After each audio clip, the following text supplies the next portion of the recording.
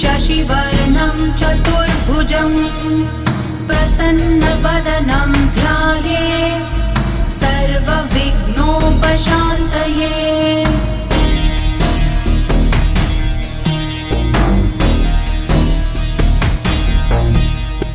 शान्ताकारं भुजगशयनं पद्मनाभं सुरेशं विश्वाधारं गगनसदृशं मेघवर्णं शुभाङ्गं लक्ष्मीकान्तं कमलनयनं